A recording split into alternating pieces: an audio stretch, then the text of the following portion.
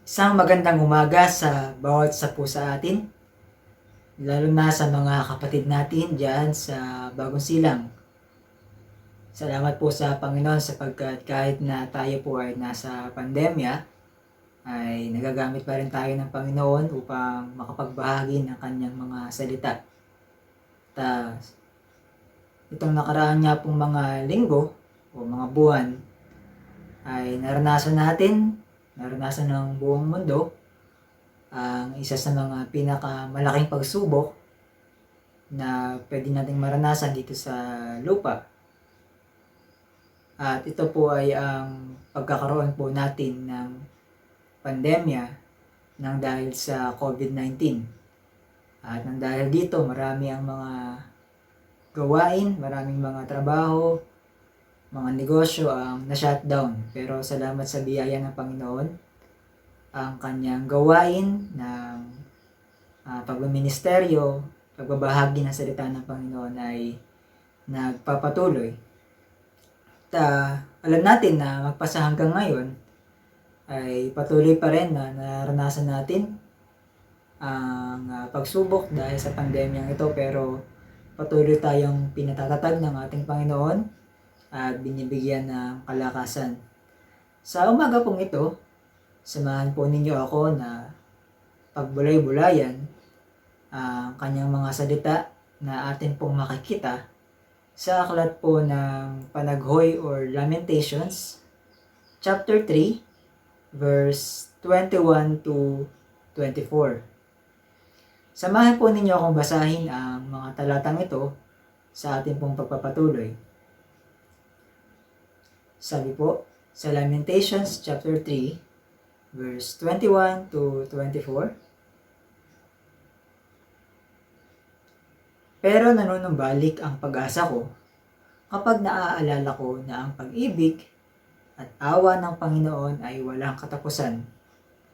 Iyan ang dahilan kung bakit hindi pa tayo lubusang nalipol. Araw-araw ay pinapakita niya ang kanyang habag. Dakila ang katapatan ng Panginoon. Kaya sinasabi ko sa aking sarili, ang Panginoon ang lahat para sa akin. Sa Kanya ako nagtitiwala. Sa ating pong pagpapatuloy, nais ko po muna na tayo po ay saglit na manalangin sa ating Panginoon. Samahan niyo po ako. Aming Diyos Ama, banal at makapangyarihan sa lahat, sa inyo po ang papuri at salamat. Nawa Panginoon, samahan niyo po kami sa aming pag-aaralan ngayong oras na ito at maging pagpapala po sa amin ang inyong mga salita. Maging maliwanag po sa amin ang inyong mensahe at siya maging gabay namin sa aming paglakad sa sanlibutan ito. Ito po ang aming panalangin sa pangalan po ng aming Panginoong Hesus. Amen. Ang aklat ng Panaghoy o Lamentations ay itinatayang isinulat ni Propeta Jeremias or Jeremiah. At ito po ay naglalaman sa kabuuan ng pagtangis ni Jeremiah at ng Jerusalem dahil sa pagkawasak ng kanilang bayan, ng kanilang lungsod at ng kanyang templo. At ipinapakita dito ang labis na kalungkutan na sumulat. At nakita niya na ang mga bagay na ito ay nangyayari sa kanila nang dahil sa pagsuway o pagiging masuwayin ng bansang Israel. At naging makasalanan sila sa harapan ng ating Panginoon. Ito po ay makikita natin sa aklat po ng Jeremiah chapter 32 verse 30 to 35. Naging makasalanan ng bansang Israel at sumamba sila sa mga Diyos-Diyosan na naging dahilan upang i-allowed ng Panginoon na sila ay masakop ng bansang Babylonia sa pangunguna ni Haring Nebuchadnezzar. Ngunit sa kabila ng pangamba, sa kabila ng kalungkutan ito na nadarama ni Jeremiah, ni Propeta Jeremias, ay nakita rin niya ang isang mahalagang bagay sa kabila ng kanilang mga naranasan. Nakita niya na sa kabila na sila ay nasakop ng bansang Babylonia, ay meron pa ring pag-asa na sila ay muling makakalaya sa kamay ng Babylonia. At ito rin naman ay makikita natin sa aklat ng Jeremias chapter 32 verse 36 to 41. Sa kabuuan ng mensaheng ito ay makikita natin ang tatlong bagay. Una ay ang pagkakaroon ng pag-asa nang dahil sa pag-ibig at awa ng Diyos. Ikalawa, ang katapatan ng Panginoon sa bawat araw. At ikatlo, paglalagak ng tiwala sa ating Diyos. Sa ating unang punto sa umagang nito, ay makikita natin sa verse 21 to 22 ng binasa nating mga talata kanina na ating pagbabatayan, na sa kabila ng paghihirap, sa kabila ng pagdurusa, sa kabila ng pagkabihag ng bansang Israel, ay nakita ni Propeta Jeremias na meron silang pag-asa. Ang sabi sa verse 22 ng ating binasa kanina, ang pag-ibig at awa ng Panginoon ay walang katapusan. Iyan ang dahilan kung bakit hindi tayo lubusang nalipol. So kung mga kapatid, kung i-analyze natin yung talatang ito sa verse 22, sabi rito iyan ang dahilan kung bakit hindi tayo lubusang nalipol. So doon sa last part na yon, halos dumating na sa point na silang lahat ay naubos na. At sa palagay ko po, dahil ito po ay digmaan, sila po ay sinakop ng Babylonia, syempre lumaban po sila. At sa kanila ding pakikipaglaban ay maraming mga sundalong mga Israelita ang nangamatay. Na sabi nga dito kung hindi lamang dahil sa pag-ibig at awa ng Panginoon, baka naubos sila.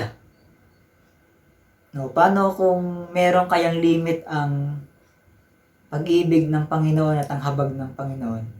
Kasi sabi rito, nang dahil sa pag-ibig na walang katapusan at awa na walang katapusan ng Panginoon, meron pang mga natira sa kanila. Paano kaya kung limited o may hangganan ang pag-ibig ng Diyos, ang awa ng Diyos? Siguro ang mangyayari nito sa kanila ay talagang mauubo sila at mawawala ang lahi ng mga Israelita. So malamang nito, sasabihin ng Panginoon sa mga Israelita, paulit-ulit na lang ninyo akong pinagtataksilan at ipinagpapalit sa mga Diyos-Diyosan. No? Paulit-ulit na, simula noon, ay ganyan na ang naging cycle nila. Lagi nilang pinagpapalit at sumasamba sila palagi sa mga Diyos-Diyosan. Baka sabihin sa kanila ng Panginoon, ang kayamanan ko, hindi basta-basta nauubos. Pero ang pasensya ko, konting-konti na lang. O parang ganon. Pero tandaan natin na sabi dun sa verse 22, ang pag-ibig at awa ng Panginoon, ito raw ay walang katapusan. Naalala ko tuloy noong pabahain ng Panginoon ang sanlibutan at halos naubos din ang lahat ng tao sa mundo. Sino lang natira nun? Sila Noah lang natira nun, saka yung pamilya niya. Kung hindi dahil sa pag-ibig ng Panginoon at kung hindi dahil sa nakita niya na meron pa rin katulad ni Noah at ng kanyang pamilya na matuwid, ay malamang naubos tayong lahat nun. Naubos ang katauhan. Sa totoo lang, kaya namang lumikha ng Panginoon ng panibagong set ng mga tao, di ba? Dahil makapangyarihan siya at pwede niyang gawin yon, no? Pero hindi niya ginawa. Kasi nga gusto niya ipakita na sa kabila ng pagiging makasalanan ng tao ay kaya niyang ipakita yung kanyang pag-ibig at kanyang awa sa atin. Lalo na sa mga Israelita sa panahon na ito. Kaya nga isang malaking pasalamat sa Panginoon. Kasi nga, ang pag-ibig at ang awa ng Panginoon, ito ay walang katapusan. Hindi nauubos. Unlimited, ano? Pero hindi ibig sabihin ay dapat na natin itong samantalahin. Kaya nga nabanggit ni Propeta Jeremias sa verse 21 na dahil sa pag-ibig at awa ng Panginoon na walang hanggan o walang hangganan, nanunumbalik yung kanyang pag-asa. Ibig sabihin ay hindi pa tapos ang lahat para sa bansang Israel. Kasi alam pa rin niya na mahal pa rin ng Panginoon ang bansang Israel. Alam niya na hindi pa rin pinababayaan ng Panginoon ang Israel. Kasi nga, mahal ng Panginoon o pinagpapakitaan pa rin ng pag-ibig ng Panginoon ng bansang Israel. I remember yung kanta na I Believe ni Jimmy Bondoc. Ito po ay isang Tagalized version ng kanta mula sa Korea. Sabi niya rin sa kanta na yun, araw-araw maghihintay. Hawak lamang ang sinabi mo na baka mahal mo rin ako. Tama na sa akin ang minsay, binigyan mo ng pag-asa. Basta't mahal kita. Ikaw lang at ako ang magsasabi ng I love you. O diba? Saktong-sakto po sa araw na pinagdiriwang ngayon sa mundo, ang Valentine's Day, you know? So dito sa kanta na ito, umaasa pa rin yung sumulat ng kanta na babalikan siya nung kinakausap niya dito sa kanta na to. At sila pa rin sa huli. Ano? Dahil sabi nga sa kanya ng isa baka mahal. Baka lang, baka mahal din niya siya. Dito, baka sakali lang, di ba? Sabi niya, baka mahal mo rin ako. Baka sakali lang. Pero nakita natin doon, umasa pa rin siya, may pag-asa pa rin doon. What more sa mga Israelita, di ba? Totoong mahal sila ng Panginoon at hindi baka sakali lamang. Kaya hindi pa rin mawawala ang pag-asa ni Jeremias na sila ay tutulungan ng ating Panginoon. Ang kagandahan nito, yung pag-ibig na ipinakita niya sa mga Israelita ay yung parehas na pag-ibig na ipinakita rin niya sa mga hintil. Sa atin na mga hintil, nang ibigay niya ang kanyang kaisa-isang anak para sa atin. Kung naalala ninyo ang talata ng John chapter 3 verse 16, di ba? Sabi ron, for God so loved the world. Ang dahilan kung bakit ibinigay ng Panginoon sa atin ang kanyang kaisa-isang anak ay dahil sa kanyang pag-ibig sa atin. Nakita niya na ang mga tao ay makasalanan at ang ating kahantungan ay ang kaparusahan sa impyerno. Pero dahil sa laki ng habag at pag-ibig ng Panginoon sa atin, ibinigay niya ang kanyang kaisa-isang anak. Minamahal tayo ng Panginoon. Kaya in response to this sa ating Panginoon, ay dapat nakakita rin sa atin na tayo ay meron ding pag-asa sa buhay. Hindi po dapat napipigilan ng pandemic ang ating pag-asa sa ating Panginoon. Dahil hanggang ngayon po, ay pinapadama pa rin ng Panginoon ang kanyang pagmamahal sa atin. Sabi nga doon ang pag-ibig at ang awa ng Panginoon ay walang katapusan. Magpasa hanggang ngayon ay naranasan pa rin natin ang pag-ibig at awa ng ating Panginoon. Kaya ang unang hamon po sa atin sa umagang ito ay huwag mawalan ng pag-asa sapagkat kilala po natin ang ating Panginoon at alam natin na iniibig tayo ng ating Panginoon.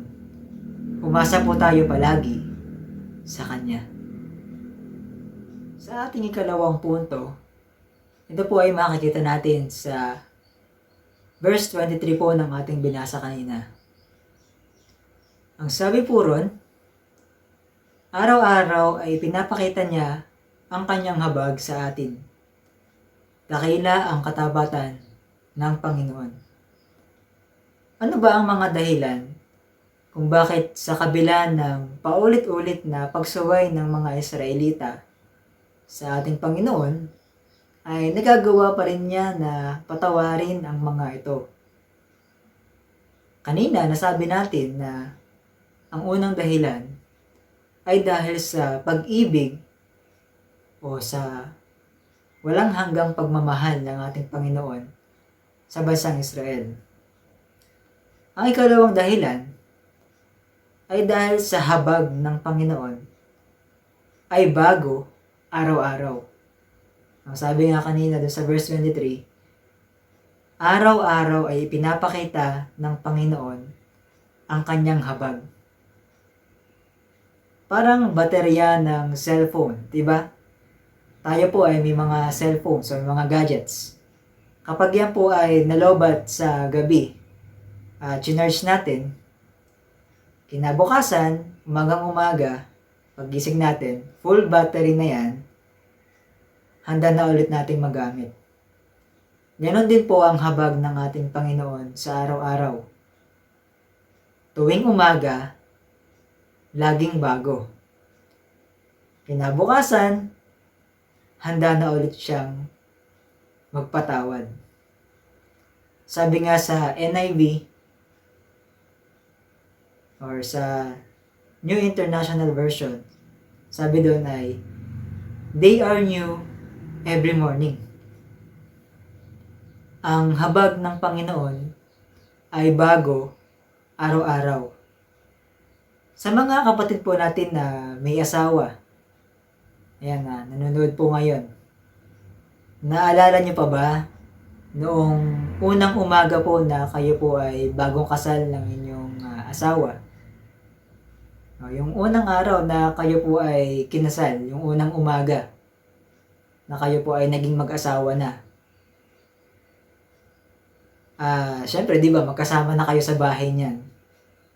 Nagawa niyo po ba na umagang-umaga pa lang ay nakaready na kayo ng breakfast, nakapagluto na kayo ng breakfast, nakapagtimpla na ng kape, nakapaghanda na ng tinapay na may palaman, yung iba, breakfast in bed, ano? May pa good morning kiss pa si Mr. o kaya si Mrs. At nung katagalan ay excited ka na rin sa pag-uwi sa bahay galing sa trabaho. Nagawa niyo po ba yan sa mga Mrs. ninyo o sa mga Mr. ninyo?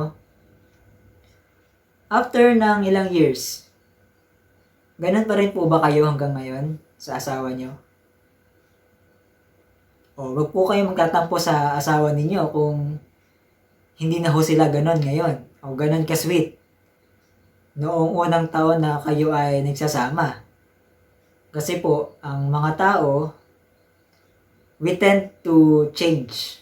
Nagbabago tayo. Minsan, pag paulit-ulit, nagsasawa tayo, naboboard sa daily routines.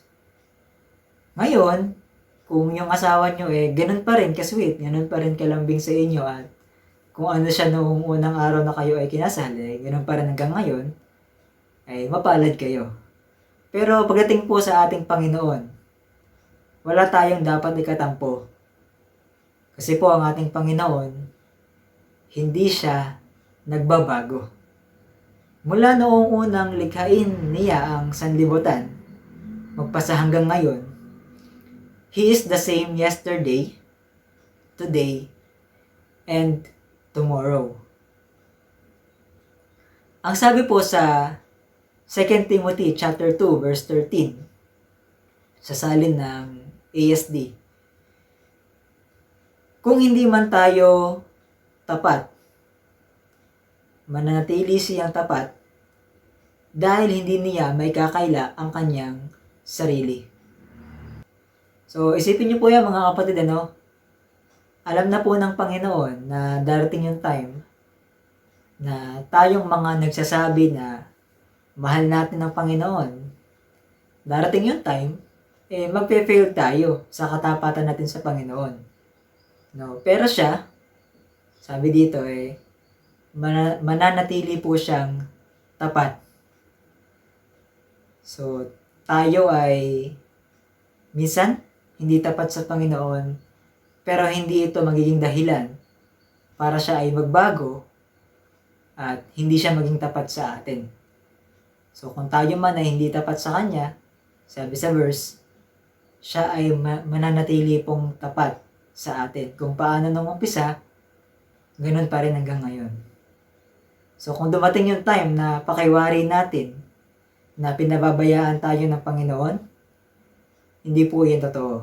No, kung minsan gumagawa po ng paraan ng kalaban para po tayo ay linlangin at maisip natin na pinababayaan tayo ng Panginoon. Pero malinaw po ang sinasabi ng Biblia, araw-araw tayo po ay iniingatan ng Panginoon. Araw-araw, ang habag ng Panginoon sa atin ay bago. Kahit po nasa panahon ng pagsubok natin na nararanasan ngayon, tandaan po natin, hindi tayo pinababayaan ng ating Panginoon. So, ang ikalawang hamon po sa atin sa umagang ito ay araw-araw, pinipili po ng Panginoon na maging tapat sa atin kahit na tayo ay hindi tapat sa Kanya. No? Siya po yun. Nais niya na maging tapat sa bawat isa sa atin. Ang hamon po, piliin din sana po natin na araw-araw tayo po ay maging tapat sa ating Panginoon. Sabi nga sa bandang huli ng verse 23, dakila ang katapatan ng ating Panginoon. Wala nang hihigit pa sa kadakilaan ng Panginoon at kanyang katapatan sa ating buhay. Hindi man po natin matapatan yung pag-ibig, yung kadakilaan, yung katapatan ng ating Panginoon, sana ay magawa natin na sa araw-araw ay maging tapat tayo sa ating Panginoon. Sa ating po ikatlong punto sa umagang ito, makikita po natin ito sa bahagi po ng verse 24 po ng ating binasa kanina. Sabi po rito, kaya sinasabi ko sa aking sarili, ang Panginoon ng lahat para sa akin. Sa Kanya ako nagtitiwala. Sa kabila po ng pagkabihag mula sa Babylonia ng mga Israelita, ang stand po ni Propeta Jeremiah ay still ang magtiwala sa ating Panginoon. Isa po sa mga popular na verses na ginagamit po ngayon ng ilan para sa kanilang sarili, lalo na kapag sila po ay may ginawang desisyon sa buhay at upang i-encourage yung iba, ang Jeremiah chapter 29 verse 11. Pero kung babasahin po natin ang kabuuan po nito at aalamin yung konteksto po ng talata na yun, makikita po natin na ang talata pong yun ay tumutukoy po sa bansang Israel dahil po sa kanilang pagkabihag. So para mas makita po natin yung talata po na yun, ay basahin po natin. Sabi po sa verse 11 ng Jeremiah chapter 29, at ituloy po natin hanggang 14. Alam ko kung paano ko tutuparin ang mga plano ko para sa kabutihan nyo at hindi para sa kasamaan nyo. At plano para bigyan kayo ng pag-asa na magkaroon kayo ng mabubuting kinabukasan. Kung magkagayon, tatawag at mananalangin kayo sa akin at diringgin ko kayo. Kung lalapit kayo sa akin ng buong puso, tutulungan ko kayo.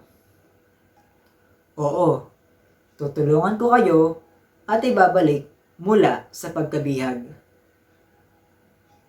Titipunin ko kayo mula sa iba't ibang bansa na pinagnalatan ko sa inyo at ibabalik ko kayo sa sarili ninyong lupain.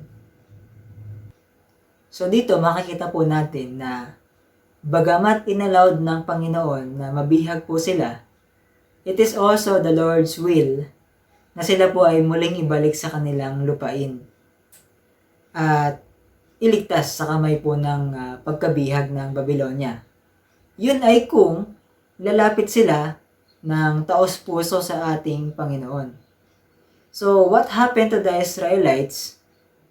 Kaya po sila nabihag at inallowed ng Panginoon na mabihag po ng Babylonia ay una dahil sa kanilang pagsuway, ikalawa ay upang bigyan sila ng leksyon at sa huli po ay matutunan po nila na magtiwala po sa ating Panginoon. Sabi po rin sa binasa natin kanina sa Jeremiah chapter 29 verse 11 sa NIV, "For I know my plans I have for you, declares the Lord. Plans not to harm you, but to prosper you and give you hope in the future." Sa atin po na mga magulang, bakit po ba tayo nagagalit sa mga anak natin kapag sila po ay nagkakamali o nakakagawa ng kasalanan? Tayo po, nung mga bata tayo, bakit po ba tayo napapagalitan? Bakit tayo kinukurot o pinapalo ng ating mga magulang kapag nagkakasala tayo? Di ba ang dahilan naman po niyan ay sabi sa atin ng mga magulang natin ay ayaw nila na tayo ay magpatuloy dun sa paggawa ng maling bagay na yun. Ayaw nila na tayo po ay mas lalong mapasama at sa bandang huli malugmok sa pagkapahamak. Kasi po ang gusto po nila ay mapabuti po tayo at matutunan natin ang kahalagahan ng pagsunod. Ganon din po sa ating Panginoon. Sabi niya, "My plans are not to harm you, but to prosper you." Sabi niya sa mga Israelita na kaya inallowed ng Panginoon na sila ay mabihag, hindi para saktan sila. Hindi para parusahan lang sila tapos wala na. Kung hindi nais niya na sa bandang huli ay mag-prosper sila o umunlad sila dahil natutunan nila na mali pala yung kanilang ginawa at dapat silang bumalik o manumbalik sa pagsunod sa Panginoon. Isipin na lang po ninyo, hindi naging tapat ang mga Israelita sa Panginoon, pero ang plano pa rin niya para sa ikabubuti ng mga Israelita. Kaya nga po ang panawagan ni Propeta Jeremias ay manumbalik sila sa Panginoon at muling magtiwala sa Kanya. Mga kapatid, kung minsan po ay pinapalo tayo ng Panginoon kasi nakakagawa tayo ng maling desisyon, pero tandaan po natin, hindi po nais na Panginoon na habang buhay po tayong malugmok doon sa maling desisyon na yon. At ang nais niya, magtiwala tayo sa Kanya na kung tayo man po ay naparusahan o napalo, ito po ay hindi para mas mapasama tayo. Kung hindi tayo po ay para mas mapabuti pa yung ating kalagayan. At ang nais po niya ay manumbalik tayo sa Kanya. Muling magtiwala sa ating Panginoon. So, kung ang mga Israelita po ay nagkaroon po ng labis na pagsuway sa Diyos, pero nakaranas pa rin po ng pag-ibig at habag mula sa ating Panginoon, lalo pa siguro kung naging masunurin sila. At maging sa atin din po na mga mananampalataya, hindi po nagbabago ang pag-ibig ng Panginoon sa atin. At mas lalo pa natin itong nararanasan, di ba? Lalo pa natin itong mararanasan kung tayo po ay magiging tapat sa ating Panginoon. So sa umaga pong ito, ang mensahe po sa atin ng Panginoon, umasa, manatiling tapat araw-araw, at magtiwala sa ating Panginoon, katulad ng kanyang pagtitiwala at pagiging tapat sa atin. Magandang umaga po sa ating lahat. Ang Diyos po ang magpala sa kanyang mga salita.